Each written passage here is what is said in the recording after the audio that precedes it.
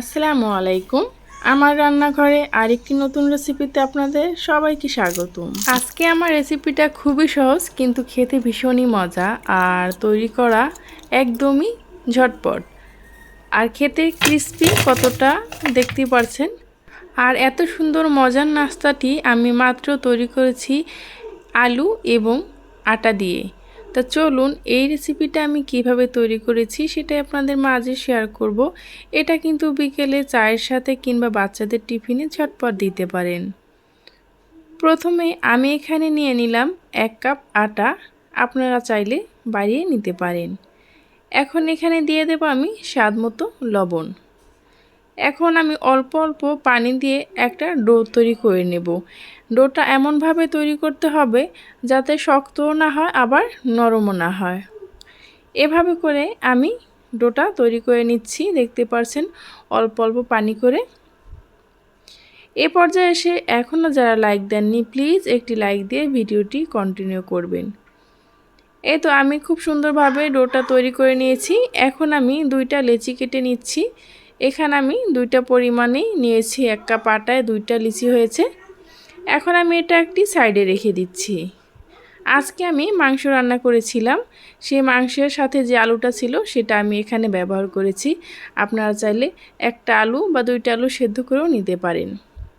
আমি এখানে কিছু মাংস ছোট ছোট টুকরো করে দিয়েছি, আপনারা এটা স্কিপ করতে পারেন। যেহেতু আমি মাংসের রান্নার আলু দিয়ে তৈরি করেছি সেজন্য আমি একটু মাংস দিয়ে দিলাম। দিয়ে দিচ্ছি কিছু মরিচ কুচি, জিরা এবং ধনিয়া গুঁড়ো, দিয়ে দিচ্ছি মরিচের গুঁড়ো এবং স্বাদমতো দিয়ে দিচ্ছি একটু গোলমরিচের গুঁড়ো। এগুলো ভালোভাবে দিয়ে আমি মিক্স করে নিচ্ছি। আপনারা চাইলে মাংসটা বাদ দিয়ে এই সব অল্প উপকরণ দিয়ে এটাকে তৈরি করে নিতে পারেন। এখন আমি হাতের সাহায্যে খুব ভালোভাবে মিক্স করে নিচ্ছি। আপনাদের কাছে যদি ধনিয়া পাতা থাকে তাহলে এখানে অবশ্যই দিয়ে দেবেন, তাহলে এই স্বাদটা বহুগুণে বেড়ে যাবে। তবে খেয়াল রাখতে হবে আলুটাকে খুব সুন্দরভাবে ম্যাশ করে নিতে হবে। দেখতেই পাচ্ছেন এখানে কিন্তু কোনো দানাদার নেই।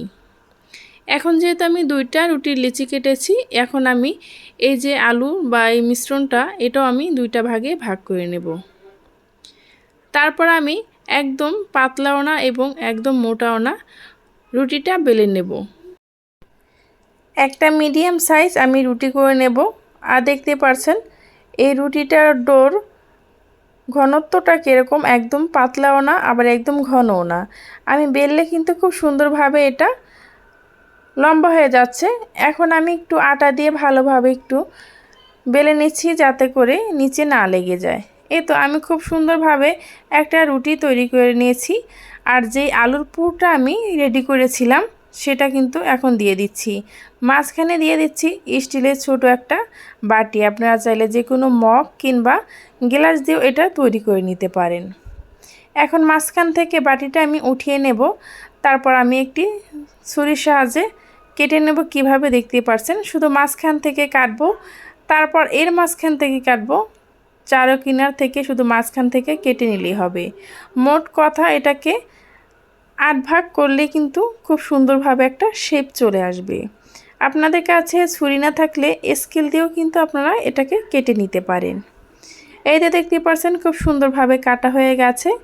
এখন যেই সাইডটা চ্যাপটা সেই সাইড থেকে এভাবে মুড়িয়ে নিলে কিন্তু এইটা তৈরি হয়ে যাবে। দেখতে পাচ্ছেন খুব সুন্দর একটা ডিজাইন কিন্তু হয়ে গেল। অবশ্যই খেয়াল রাখবেন যে পাশটা মোটা সেই পাশ থেকে কিন্তু এভাবে করে মুড়িয়ে নিতে হবে। আর আলুটা যদি দানাদার থাকে তাহলে কিন্তু এভাবে মোড়ালে খুব সুন্দরভাবে হবে না, সেই জন্য আলুটাকে খুব সুন্দরভাবে কিন্তু ম্যাশ করে নিতে হবে। এভাবে করে আমি সবগুলো নাস্তা তৈরি করে নিলাম। এই নাস্তাটা বিকেলে বাচ্চারা পেলে তো মহা খুশি, সাথে কিন্তু বড়রাও। দেখুন নাস্তাটি দেখতে কতটা সুন্দর লাগছে। এখন আমি এটাকে ভেজে নেব। এটা কিন্তু আপনারা বেশি করে তৈরি করে ডিপ ফ্রিজেও রেখে দিতে পারেন। বাচ্চাদের টিফিনে কিন্তু এটা ঝটপট ভেজে দিতে পারেন সকালবেলা। এখন আমি দিয়ে দিচ্ছি পর্যাপ্ত পরিমাণ তেল। আর তেলটা মিডিয়াম গরম হয়ে আসলে আমি এগুলোকে ছেড়ে দেব। অবশ্যই হাই টু মিডিয়াম যখন তেলটা গরম হবে তখনই কিন্তু এটা দিতে হবে, তা না হলে কিন্তু দেখা যাবে হাই হিটে দিলে কিন্তু পুড়ে যেতে পারে, আবার লো হিটে দিলে আবার কড়াইয়ের সাথে লেগে যেতে পারে।